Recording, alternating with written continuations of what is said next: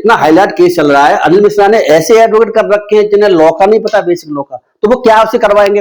अनिल मिश्रा के इतनी फौज आप देख रहे हैं, किसी वकील को ये नहीं पता कि हमें कंप्लेंट को नोटिस देना पड़ेगा, कंप्लेंट को जो पार्टी बनाना पड़ेगा, ये दोनों काम उन्होंने नहीं कर रखे, तो इसीलिए हाईकोर्ट ने बेल उनकी आज टाल दी है। तो एसएससी एक्ट अट्रैक्ट हुआ है, नॉन बेलेबल ऑफेंस है, मतलब जमानत जो है जनरली इसमें नहीं हो सकती, इसका मतलब जमानत कभी नहीं हो सकती, इसका मतलब ये भी नहीं है। लेकिन अगर पुलिस ने अरेस्ट करते समय कानून का, सुप्रीम कोर्ट के जजमेंट का अगर पालन नहीं किया है, तो उस स्थिति में रिट पिटीशन में अरेस्ट को इलीगल डिक्लेयर किया जा सकता है। मतलब अरेस्ट, गिरफ्तारी अवैध है, गिरफ्तारी अवैध डिक्लेयर कर देंगे तो बेल तो उसकी ऑटोमेटिक हो जाती है, बेल इंपॉर्टेंट नहीं है। अनिल मिश्रा के वकीलों ने इसलिए रिट फाइल करा है, बेल के लिए फाइल, बेल नहीं फाइल की। अनिल मिश्रा के एडवोकेटों ने बेल नहीं फाइल करी है हाईकोर्ट में, उन्होंने रिट फाइल की है। वो ये कह के चल रहे हैं कि दो ग्राउंड लिए उन्होंने, दो ग्राउंड लेके चल रहे हैं। पहला ग्राउंड पे ये है कि ये 7 साल से कम का ऑफेंस, एसएससी एक्ट की धारा लगी हुई है वो 7 साल से कम की है, बीएनएस की धारा लगी है वो भी 7 साल से कम की है।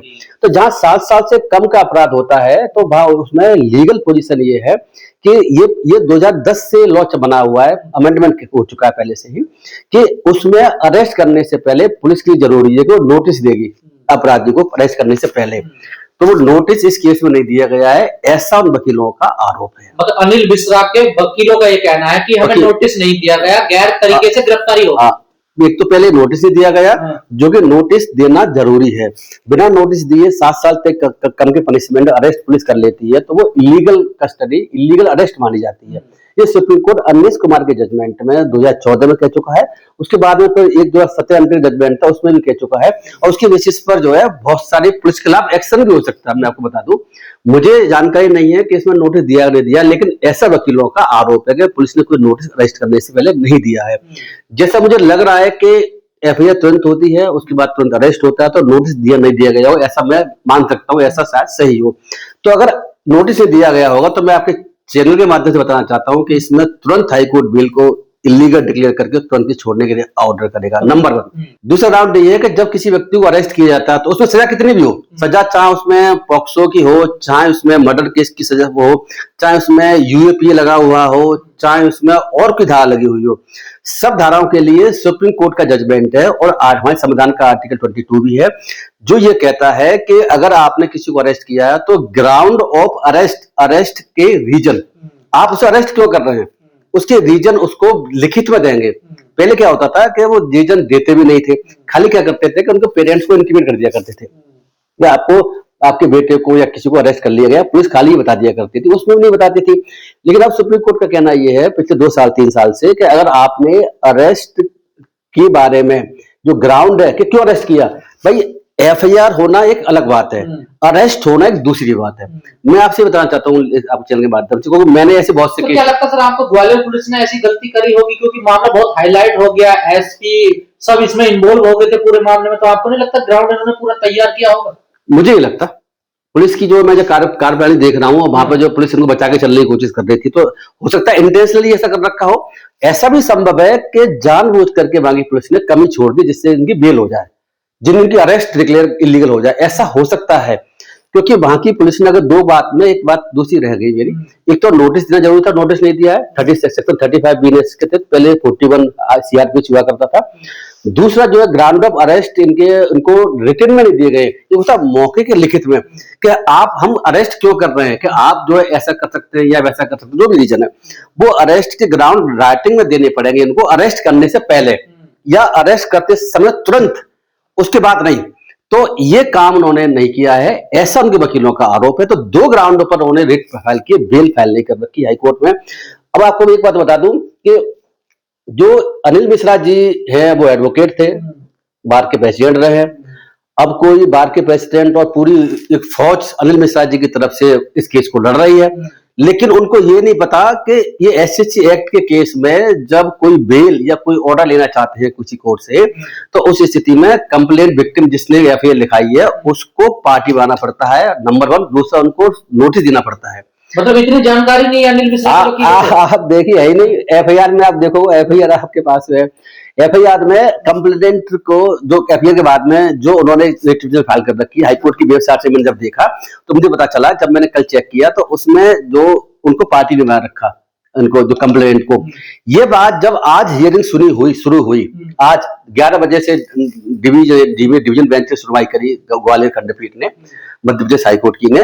तो वो 2 जजेस थे, उनमें से एक जज जो थे उन्होंने ये साफ कहा, आलू वाले जज साहब थे, उन्होंने कहा कि आपने इसमें पार्टी क्यों नहीं बनाया कंप्लेंट को, क्या आपने नोटिस इशू किया है उनको, आपने कल भी आप ये काम कर लेते तो आज ये काम शुरू हो सकता था, या आपने ऐसा नहीं कर रखा था, आपने ऐसा क्यों नहीं किया है।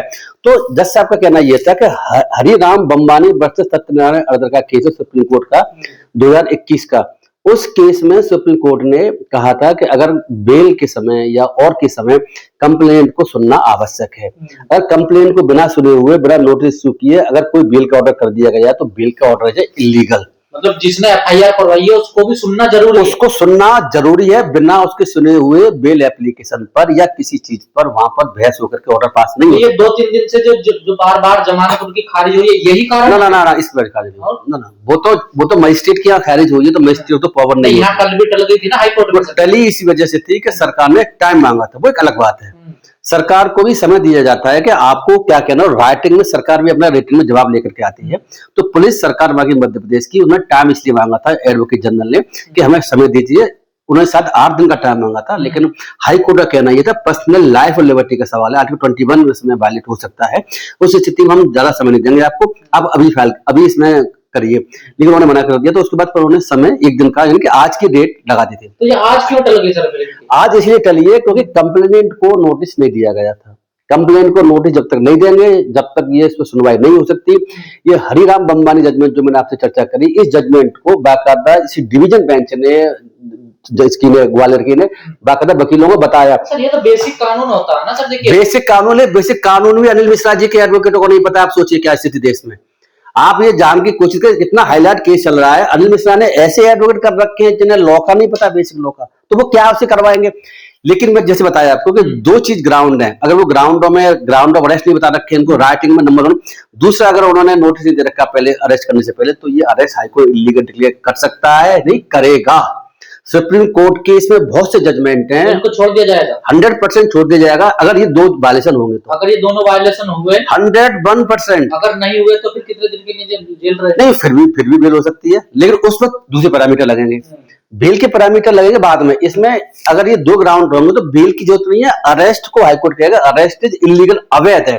जब अरेस्ट ही अवैध होगी तो बेल की जरूरत ही नहीं है, तो कहते हैं इनको छोड़ रिलीज कर दीजिए। बेल के द्वारा रिलीज करना वैसे करना वो इंपॉर्टेंट इश्यू है ही नहीं। तो फिर क्या होगा इसके बाद में? उसके बाद क्या होगा कि बाद में केस चलेगा, केस चलेगा ना, लेकिन ये बाहर छूट के आ जाएंगे।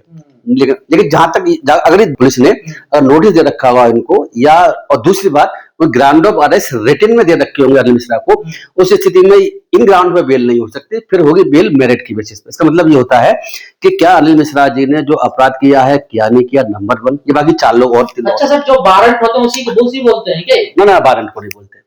वारंट मतलब वारंट तो इश्यू अलग होते हैं। ऐसा होता है कि अगर कोई एक्यूज्ड भाग रहा है कहीं से, पुलिस घर जाती है, उसके नहीं मिलता, तो फिर वो पुलिस जो है मजिस्ट्रेट से वारंट इश्यू कराती है। पुलिस वारंट अपने इश्यू नहीं कर सकती, तो वो वारंट की कहानी नहीं है। यहाँ तो जो है जैसी एफआईआर हुई है उसके बाद में तुरंत ही। तो सर पुलिस ने कोई तो आधार बनाया होगा इसको गिरफ्तार करने के लिए, पुलिस तो गई थी ना गिरफ्तार करके लाइए। अगर नहीं बिल्कुल आधार पुलिस ने सिर्फ इतना बनाया कि हमने एफआईआर कर ली है, लेकिन ये आधार नहीं होता। अच्छा, एफआईआर के आधार पर हम गिरफ्तार नहीं कर सकते? अगर 7 साल से नीचे की सजा है बिल्कुल नहीं कर सकते। नोटिस देना पड़ेगा, नंबर 1। दूसरे, गिरफ्तार करने के लिए आपको ग्राउंड ऑफ अरेस्ट बताना पड़ेगा कि आपको आखिर ऐसी क्या जरूरत है कि हम अरेस्ट करें। मैं आपको चैनल मध्य बताना चाहता हूँ कि किसी भी अपराध के लिए 7 साल तक नहीं, 7 साल से ज्यादा अपराध के लिए भी सुप्रीम कोर्ट 1995-1996 से वेस्ट बंगाल का केस था, डीके बसु का, और जोगिंद्र का यूपी का केस था, उस सुप्रीम कोर्ट कहता आ रहा है कि अरेस्ट करने की जरूरत नहीं है। अरेस्ट करना एक अलग बात होती है और अरेस्ट की पावर पुलिस को एक अलग बात होती है। तो तब से सुप्रीम कोर्ट कहता आ रहा, सुप्रीम कोर्ट की जजमेंट के बेसिस पर ही 2004 के आसपास, 2 के आसपास पार्लियामेंट ने अमेंडमेंट किया, जिसमें अगर नोटिस देने का उन्होंने कंसेप्ट, अरेस्ट करने से पहले आपको नोटिस देना पड़ेगा, ये कंसेप्ट जोड़ा गया था।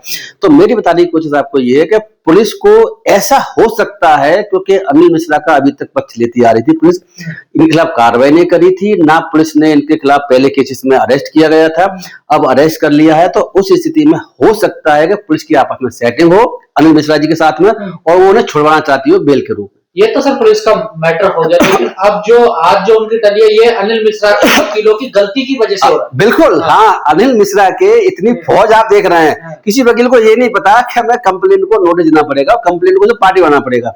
ये दोनों काम उन्होंने नहीं कर रखे, तो इसीलिए हाईकोर्ट ने बेल उनकी आज टाल दी है। मैं एक बात और बताना चाहता हूँ कि बेल में हाईकोर्ट दे दे, अरेस्ट डिक्लेयर इलीगल कर दे, ये एक अलग बात है। उसके बाद भी ऐसा हो सकता है कि ना छूटे। अच्छा, वो क्या होगा? वो कब? जब आज रात को उनपे एनएसए लग जाता हो। अच्छा, अगर रात को एनएसए लगा देते हैं तो हाईकोर्ट बेल भी कर देगा, तभी छूटेगा नहीं। अच्छा, तो हम तो डिमांड पहले से करते आ रहे हैं भाई। तो यह बंदा ऐसा है कि एनएसए लगाने का आधार जो होता है कि अगर पब्लिक ऑर्डर, मतलब कई ग्राउंड है एनएसए लगाने के, एक ग्राउंड ये भी है, एनएसए राज्य सरकार लगा सकती है, भारत सरकार लगा सकती है और डिस्ट्रिक्ट मजिस्ट्रेट भी लगा सकता है ना। तो पावर ये है उनको कि अगर वो लगता है कि कई ग्राउंड है, एक ग्राउंड इनके लिए लगता है वो ये है कि ये पब्लिक ऑर्डर को खतरा है, मतलब ये पब्लिक ऑर्डर मतलब जो लोक व्यवस्था कि ये दंगे हो सकते हैं इनकी वजह से, व्यवस्था बिगाड़ सकते हैं। तो ये लंबे समय से, जब से बाबा साहब के स्टैच्यू का विवाद शुरू हुआ है ग्वालियर हाईकोर्ट की बेंच से, तब से लगातार ये भड़काऊ भाषण देते चले आ रहे हैं, बाबा साहब के खिलाफ भी, दलितों के खिलाफ भी, बाकी और चीजों के खिलाफ भी। तो इनके लगातार कंटिन्यूअस ऐसा करने की वजह से ये आजकल अपराधी कैटेगरी में है। कई सारी एफआईआर हो चुकी है खिलाफ में। तो मुझे लगता है कि ये बिल्कुल उचित केस है जिसमें सरकार अपने अधिकार का इस्तेमाल करे और इन पे एनएसए लगा दे, जिससे कि ये कम से कम साल भर तक जेल की हवा खाते रहे।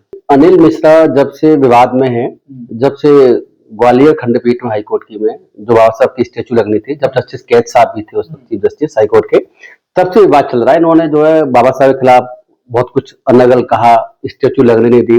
तब से जो अनिल मिश्रा जी लगातार बाबा साहब के अगेंस्ट और बाकी दलितों के अगेंस्ट बोलते चले आ रहे हैं। तो प्रेजेंट में जो विवाद हुआ है वो हम कह सकते हैं कि 25 तारीख से शुरू हुआ है। मनुस्मृति ध्यान दिवस जिस दिन मनाया गया था, तो SC ST OBC के लोग बड़े पैमाने पर देश में कई जगह पर मनुस्मृति ध्यान दिवस मनाते हैं, क्योंकि बाबा साहब ने मनुस्मृति को उस वक्त जलाया था, सांकेतिक रूप से जैसे भी था। तो उस दिवस को मनाते हैं। तो उसके अगेंस्ट ये जो अनिल मिश्रा जैसे लोग हैं, उन्होंने ग्वालियर में सकपाल दिवस कुछ मनाना शुरू किया कि 25 दिसंबर को सकपाल दिवस कुछ मनाएंगे। तो बाबा साहब को आकर सकपाल कहकर एक तरीके से उनका अपमान करते हैं। वो हमारी मनुस्मृति जलाएंगे तो हम उनके जो बाबा साहब की फोटो वगैरह को उनको भी जला सकते हैं। तो बाद में कुछ एडवोकेट्स को उन्होंने शायद कुछ भड़काया, कुछ किया, और 5-7 एडवोकेट्स ने, कुछ में एडवोकेट भी शामिल थे, बीच चौराहे पर और रोड पर बाबा साहब की जो फोटो था उसको लेकर के उन्होंने आग लगाई। आग लगाने के बाद में नीचे उसको फेंक दिया और नारे कुछ लगाए, भड़काऊ नारे। उसके बाद में वो तस्वीर जो है नीचे बाबा साहब की, वो पैरों से कुछ ली गई, पुतले जलाने की कोशिश की गई थी पुलिस ने, उनको पुतले जाने की कोशिश भी की गई थी। तो ये जो विवाद तब से शुरू हुआ है, तब से फिर बाकी जो है आजाद समाज पार्टी के लोग, भीम आदमी के लोग, बहुजन समाज पार्टी के लोग और बाकी और सामाजिक संगठन के लोगों ने वहां विरोध प्रदर्शन शुरू किया ग्वालियर में कि भाई इनके खिलाफ FIR करें, बाबा साहब का अपमान किया गया है और इनको गिरफ्तार करें और NSA लगा जाए। ये विवाद चला। तो बाद में दबाव में आकर के सरकार झुकी और सरकार ने FIR वहां की पुलिस ने। FIR करने के बाद में फिर इन शायद 4 लोगों को गिरफ्तार भी किया गया। इन लोगों ने फिर वहां पर बेल के लिए ट्राई किया मजिस्ट्रेट के यहाँ। मैं आपको बता दूं क्योंकि इसमें SC ST एक्ट की 2 धारा लगा रखी है। SC ST एक्ट लगा हुआ है। इसमें SC ST एक्ट लगा हुआ और BNS जो पहले IPC बोलते थे उसकी धारा लगी हुई है। तो BNS की धारा इसमें बहुत ज्यादा गंभीर नहीं है, 3 साल तक की सजा वाली है, लेकिन SH एक्ट की धारा जो 31U और 31B लगा रखी है, वो धारा इसमें 5 साल की सजा वाली है। एंटीसिपेटरी बेल भी उसमें नहीं हो सकती और बेल जनरली आसानी से नहीं होती। लेकिन ये मामला थोड़ा सा डिफरेंट है जनरल जी, मैं बता दूं। क्या डिफरेंट है? डिफरेंट इसमें ये है कि मजिस्ट्रेट ने जब बेल डिसमिस कर दी, तो मजिस्ट्रेट को बेल देने का अधिकार भी नहीं था अदरवाइज, क्योंकि मजिस्ट्रेट बेल नहीं दे सकता। जहाँ SC ST एक्ट लगा होता है तो वहां स्पेशल कोर्ट या एक्सक्लूसिव स्पेशल कोर्ट को अधिकार है कि वो बेल दे सकती है या नहीं दे सकती, सारा केस वही देखती है। मजिस्ट्रेट इसमें कोई इंटरफियर नहीं कर सकते। तो इसीलिए मजिस्ट्रेट ने वहां बेल डिसमिस कर दी, तो वो कोई खास इशू नहीं है। लेकिन फिर बाद में उन्होंने क्या किया कि इन्होंने ग्वालियर हाईकोर्ट में एक रिट फाइल की। मैं आपके माध्यम से बताना चाहता हूँ कि अंतर है रिट में और बेल में। अच्छा, बेल में ग्वालियर हाईकोर्ट में उन्होंने बेल नहीं फाइल की है, रिट पिटीशन फाइल की है। रिट पिटीशन नंबर 2 2026 उसका नंबर है। तो रिट पिटीशन ना होती तो बेल एप्लीकेशन के नाम से टाइटल आता है उसका, लेकिन रिट पिटीशन नाम से आता है। रिट का क्या मतलब होता है? रिट का मतलब ये होता है कि अगर किसी के फंडामेंटल राइट का ब्रीच किया गया है, किसी भी अपराधी का, किसी व्यक्ति का, तो फंडामेंटल राइट का ब्रीच किया गया है किसी सरकार के द्वारा, पुलिस के द्वारा, तो उस स्थिति में वो रिट फाइल कर सकते हैं। मतलब गलत तरीके से गिरफ्तार करना, गलत तरीके से गिरफ्तार करना, बहुत सी चीजें शामिल है, गिरफ्तारी गलत तरीके से वो भी शामिल है इसमें। तो अगर जो है पुलिस ने इनको अरेस्ट करते समय दो लीगल प्रोविजन से अरेस्ट करने के उनका अगर ध्यान नहीं रखा हुआ है और उनका उल्लंघन किया है, तो उस स्थिति में वो रिट फाइल उसमें होती है और पहले कई केसेस में सुप्रीम कोर्ट में रेट इस तरीके से फाइल हो चुकी है और सुप्रीम कोर्ट ऑर्डर कर भी चुका है। मैं फिर बताना चाहता हूँ कि हम पहले से कहते आ रहे हैं कि वहां की सरकार तो जानबूझ करके इनके खिलाफ पहले कार्रवाई नहीं करी। लंबे समय तक ये बाबा साहब के अपमान करते रहे, दलितों का अपमान करते रहे, क्या क्या कहते रहे, लेकिन कोई एफआईआर भी कई हो चुकी है, वहां भी निचली जाति छोटी जाति बहिष्कार करो, ये भी उन्होंने बहुत कुछ कहा है। फिर भी सरकार ने कोई कार्रवाई नहीं करी। जब अब मजबूरी जाकर अब कार्रवाई करी है, जब उनकी बाबा साहब की फोटो को जलाया गया और वहां उनको अपमान से बातें करी गई।